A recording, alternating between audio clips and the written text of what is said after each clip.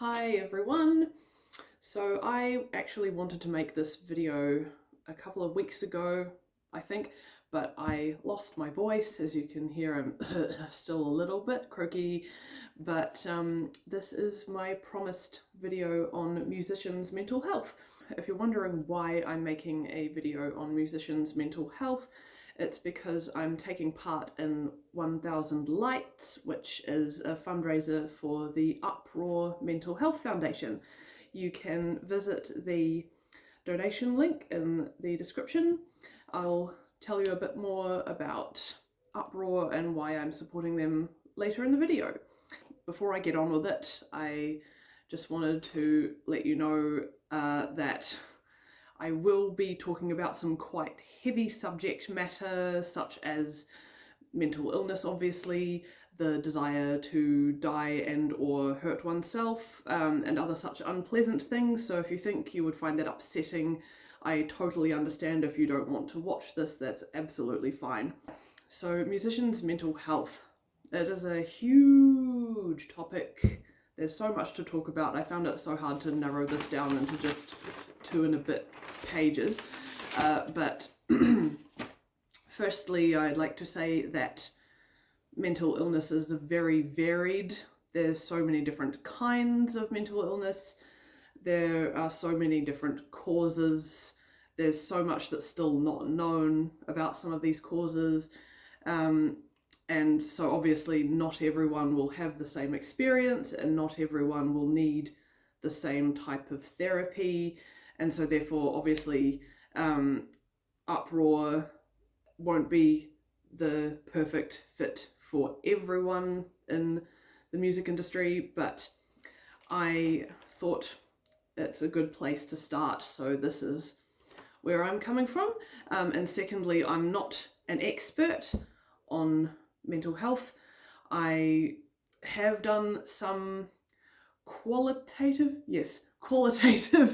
research on neurodiversity in the music industry for my master's, and I am myself a musician who has struggled with some mental health issues, so that's where I'm coming from. But I'm not a mental health professional, I'm not a scientist, not a doctor, not an expert.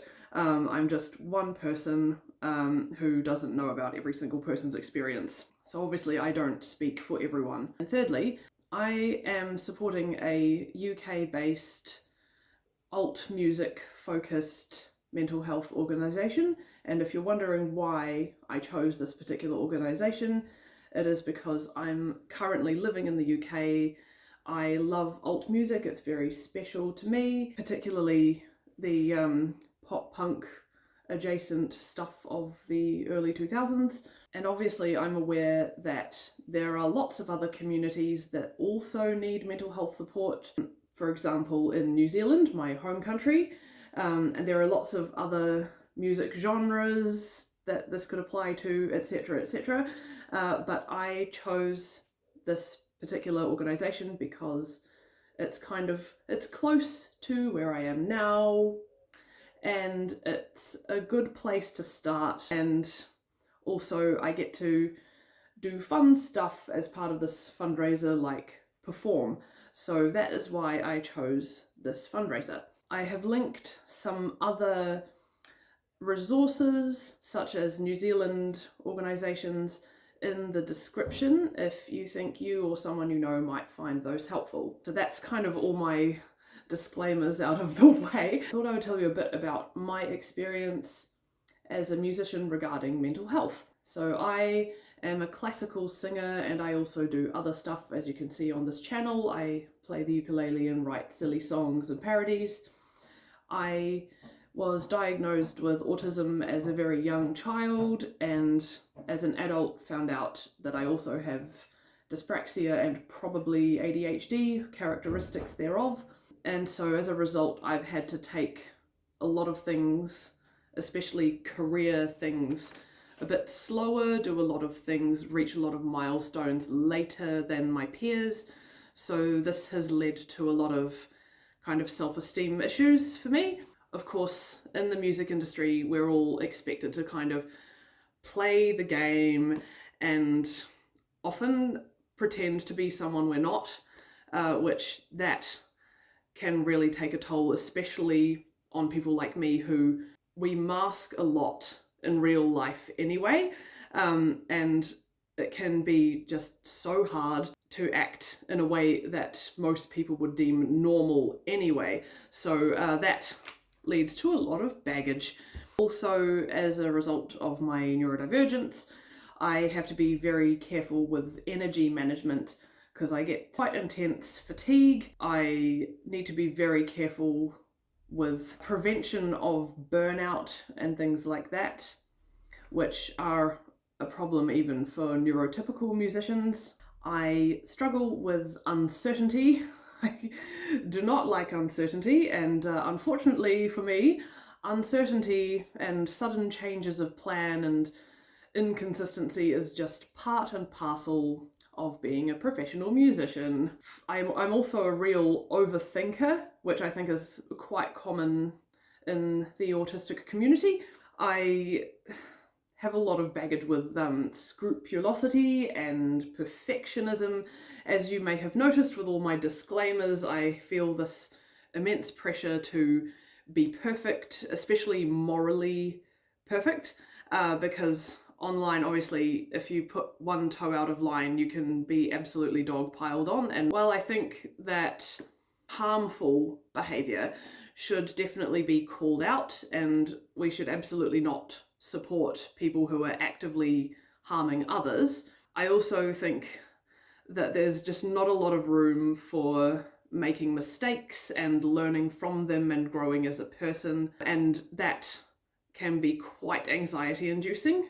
I also have emetophobia, which is phobia of vomiting. I will be discussing that a little bit in here too, just a word of warning.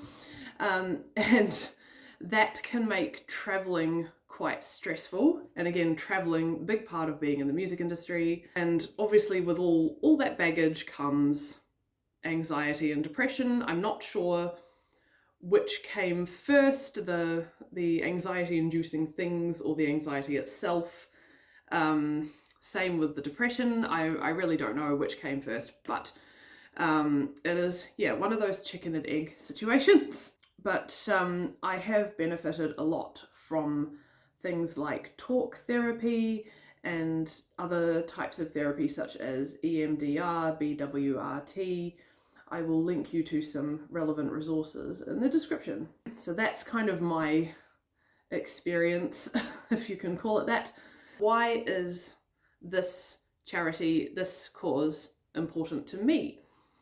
Well, first of all, Uproar Mental Health Foundation was inspired by the life of Chester Bennington from Linkin Park, who sadly took his own life.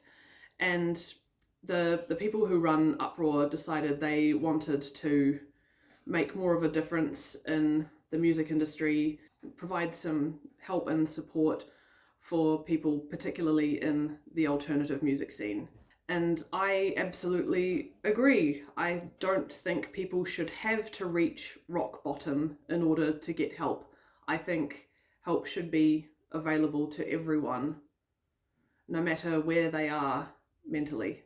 People shouldn't have to feel guilty for struggling. I think we need a culture of being able to go to therapy even as just a preventative measure, and I think we need a culture of being able to talk about your feelings and not feeling like you have to hide them and be tough, kind of prove that you're worthy of this music career, because I know we're often expected to be really tough, and obviously we do have to be resilient, but I think there should absolutely be room for expressing yourself and having feelings as well.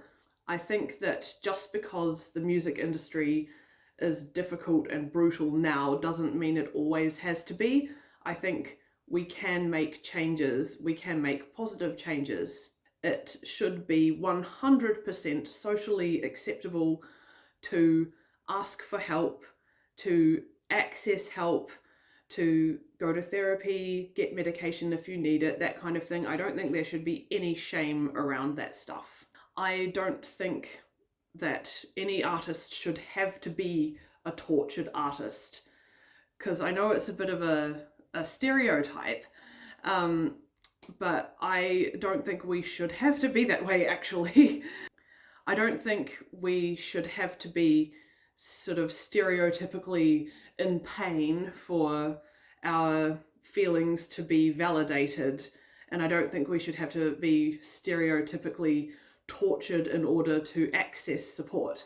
I'm currently in the middle of reading this book. Trust me to bring my hyperfixation into every single conversation, but that's just how I roll right now. But this book discusses a lot of that stuff. The pressure to be the stereotypical tortured artist who engages in self-destructive behavior, etc., etc. And actually, you don't have to be like that. You can obviously put an act on stage, but there needs to be a degree of peace in the real you, if that makes sense. And that I found weirdly validating, because as someone who was diagnosed with autism very, very early, I was 6 years old, I've accessed mental health support from that age. I've always kind of been like, oh, am I really a musician if I'm not reaching rock bottom all the time, if I'm careful, if I don't do things that are really bad for me, etc., etc. But actually, I think if everyone could have access to help that early on, it would be amazing. Like, I don't want to judge people who have struggled with those things, because obviously things like addiction, etc., are often a direct result of not having access to the support that they needed. These so-called maladaptive coping strategies are not something to blame people for. They're not anybody's fault. They are sadly just a result of trauma and having nowhere else to turn. But I also don't think that stuff should be considered a rite of passage either, if that makes sense. I found this kind of revelation that, actually, you don't have to be the tortured artist for your need for support to be valid. Actually, weirdly validating, because having emetophobia, even though I have struggled with really severe anxiety and moderate depression and social anxiety and all those things, I've never kind of fallen into any kind of proper addiction or anything like that. I've never been a wild child. Because I have emetophobia, I'm way too scared of drinking too much alcohol in case bleh.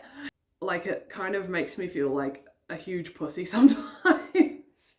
Actually, nope, my struggles are still valid, even if emetophobia makes it seem like they're not sometimes. I am rambling so much, I am so sorry. And while I'm saying all this stuff about it shouldn't be a rite of passage, blah blah blah blah blah, you don't have to be a tortured artist, blah blah blah blah blah, I am not trying to shame people who have been there, and I'm not trying to shame my own culture. A lot of this stuff as a teenager was why I was so resistant to embracing like emo culture, basically. Like, I loved all the stereotypical emo music, obviously, but I was very scared of fully embracing it, because a lot of people kind of said, oh, it glamorizes mental illness and things like that. And I, as someone who'd experienced mental illness quite young, I didn't want to glamorize that. I was like, no, that shouldn't be fashionable, what? But as I've gotten older, I've realized that's not really what it was. It's more a community and a support network and kind of an outlet for people who struggle with those things, much like fashions such as Yami Kawaii and Menhera. I'll link you to some videos on those as well. So that's why it took me until the age of 30 to start looking like this, basically. In a way, that's been sort of a healing process, because I understand a bit more now. I understand there's a lot of things I was wrong about. For example, I made a video ages ago. I'll put the link in the doobly as well. I don't even remember if it's still up, but it's somewhere anyway, where I was kind of taking the pee out of people who write depressing songs and sad girl music and stuff like that. And I made a joke about how, like, dying strawberries are red like human blood, and everyone sings about strawberries and death and stuff. Because back then I just thought it was cringe and it was glamorizing mental illness, but now I realize I was wrong about songs like Strawberry Gashes. It means a lot more than I thought it did then. I wasn't listening to the words properly. Again, link. And I'm actually obsessed with strawberries, in case you couldn't tell. It's a strawberry, a rotten one. I found things like actually saying, hey, it's okay to just give yourself a little hug, wear your struggles on your sleeve sometimes. Weirdly comforting. It just felt nice to embrace that, and I do apologize for how judgmental I was in the past. Why do I think you should donate to Uproar? I believe that if organisations like this have funding, then it will ultimately lead to fewer musicians reaching rock bottom before they can access the help they need. And I think it will create a culture of seeking help when you need it, without feeling any shame, and looking out for each other. I think it will lead to a much less cutthroat industry that doesn't boot out people who are highly sensitive or neurodivergent or both. Because I think we need people who are really sensitive. Like, I'm very, very sensitive, and I often feel like totally useless as a result because I'm expected to be so tough, when actually I think it's okay to be in touch with your emotions. It's okay to be empathetic. The world needs people like us as well as tough people. And I also think nobody should have to feel worthless, which is quite a common thing, unfortunately, in the music industry, because we get rejected a lot. It's just part of showbiz. But I don't think anyone should have to, feel worthless and question their own existence and things like that, which unfortunately been there, and I don't want anyone else to have to experience that. And I know that this is just one organisation, and there are so many people in the world, but I think all of these things are intersectional, and even just donating a little bit of money to one organisation still makes a difference. It still helps change the culture gradually. And I think if we keep supporting organisations like Uproar, we can make a big difference in the long run. I have rambled so much in this video, but final message: if you're a musician, you are worth it, you are important, and the world needs you. If you are struggling, you can check the doobly-doo for various resources that I've found. If you have any other resources you'd like to suggest, please let me know in the comments.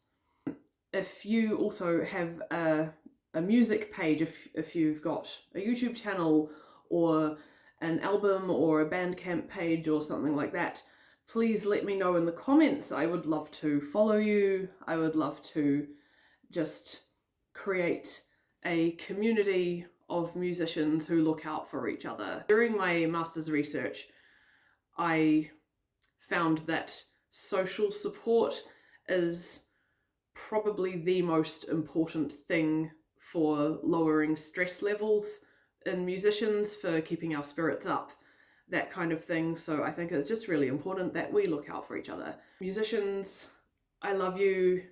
You are so important. Keep being you, keep doing your thing. And please, if you can, donate to my campaign for 100 lights for Uproar Foundation. And if you can't donate, please share it around, share the video, share the link with everyone. Thank you, bye.